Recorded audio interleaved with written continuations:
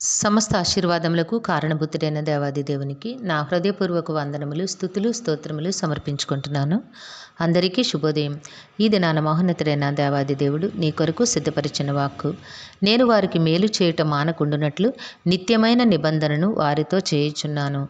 దేవుని నామమునకు మహిమ కలుగునుగాక. ఈ మాటలు ఇర్మియా గ్రంథము 32వ అధ్యాయము 40వ వచనములో రాయబడి ఉన్నవండి. ప్రియమైన నేస్తమా, నీ దేవాది దేవుడి దినాన్న నీకిస్తున్న ఆశీర్వాదకరమైన వాక్కు ఏమిటి అనగా, నీకు మేలు చేయుట కొరకు, నీకు చేస్తున్న మేలు ఎప్పటికీ మానకుండా ఉండునట్లు నిత్యమైన నిబంధన నీతో చేస్తూ ఉన్నాను అని దేవాది దేవుడు నీకు తన వాక్కును ప్రకటన చేస్తూ ఉన్నారు. కాబట్టి నీవు వారు నన్ను విడువకుండునట్లు వారి హృదయములలో నా ఎడల భయభక్తులు పుట్టించదను. దేవుని యందలి నీవు భయముతోనూ భక్తితోనూ జీవిస్తున్నావు అంటే నీవు దేవుని నుంచి ఎడతెగక మేలులను పొందుకుంటూనే ఉంటావు.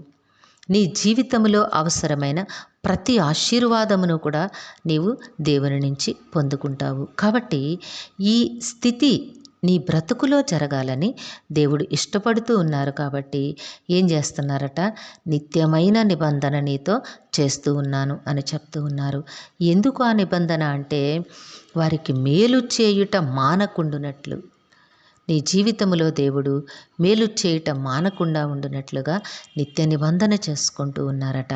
అట్లానే నీవు ఆయన యందలి భయభక్తులతో జీవించడానికి నీవిప్పటికీ కూడా ఆయనను విడువకుండా నీవు తన కృపచేత నడిపించబడాలి అంటే నీ హృదయంలో దేవుని పట్ల భయము భక్తి ఉండాలి. కనుక అట్టి కృపను నీకు అనుగ్రహిస్తూ ఉన్నానని దేవాది దేవుడు వాగ్దానం చేస్తూ ఉన్నారు. భయభక్తులు పుట్టించిన దేవుడు నీ హృదయములో ఆ భయమును భక్తిని నీకు ఆశీర్వాదకరముగా ఇస్తే అంతకు మించిన ఆశీర్వాదం ఏది కూడా నీ బ్రతుకులో ఉండదు. ఎందుకంటే ఎవరైతే ఆయన యందలి భయముతోనూ భక్తితోనూ జీవించగలుగుతారో వారి జీవితంలో ఇక ఏ మేలు కూడా కొదువుగా ఉండదు. ఆయన యందలి భయభక్తులతో ఉన్న వారిని దేవాది దేవుడు అనుక్షణము కంటికి రెప్పలాగూ కాపాడుతూ అవసరమైన ప్రతి ఆశీర్వాదమును కూడా సమయానుకూలముగా ఆయన సిద్ధపరిచి అనుగ్రహిస్తారు. కనుక నేను చేసే మేలులు చేయకుండా ఉండునట్లుగా నిత్యమైన నిబంధన వారితో నేను చేస్తూ ఉన్నాను. అట్లానే వారు నన్ను విడవకుండునట్లు వారి హృదయములలో నా ఎడల భయభక్తులు పుట్టిస్తూ ఉన్నాను, పుట్టించదనని వాగ్దానం చేసిన దేవుడు తప్పకుండా నీ బ్రతుకులో ఉన్నతమైన ఆశీర్వాదములను అనుగ్రహిస్తారు. దేవుడు నీ కట్టి కృపను అనుగ్రహించమని ప్రార్థించు. దేవుడు నిన్ను దీవించునుగాక. ఆమెన్. ప్రార్థన చేసుకుందాము.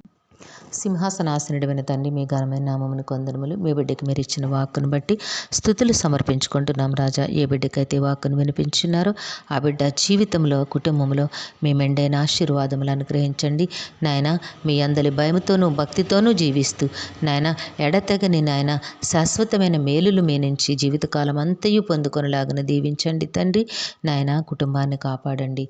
ఈ దినము పుట్టినరోజు వివాహ దిన మహోత్సవంలో జరుపుకొంచిన బిడ్డలందరికీ మీ ఆశీస్సులు దీర్ఘాయుష్ను అనుగ్రహించి మీ కృపలో జీవింపచేయండి రాజా.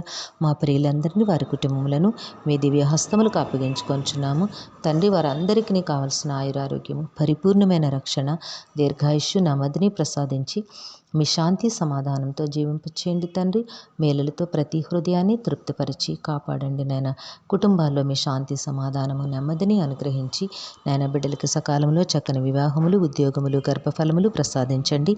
విద్యాభ్యాసములో ఉన్న బిడ్డలకు ఉన్నతమైన విద్యను భవిష్యత్తును ప్రసాదించమని సమస్తమును మీ దివ్య హస్తములకు అప్పగించుకుంటూ ఈ ప్రార్థన మా రక్షకుడును మీ ప్రియ కుమారుడైన యేసుక్రీస్తు వారి అతి శ్రేష్టమైన నామమున అడిగి వేడుకొనుచున్నాము తండ్రి. ఆమెన్. జీవాధిపతి అన్న దేవుడు మీ కుటుంబ జీవితంలో ఉన్నతమైన ఆశీర్వాదములను అనుగ్రహించి మిమ్మును ఆయన నామ మహిమ కొరకు జీవింపచేయునుగాక. ఆమెన్. ఆమెన్. ఆమెన్.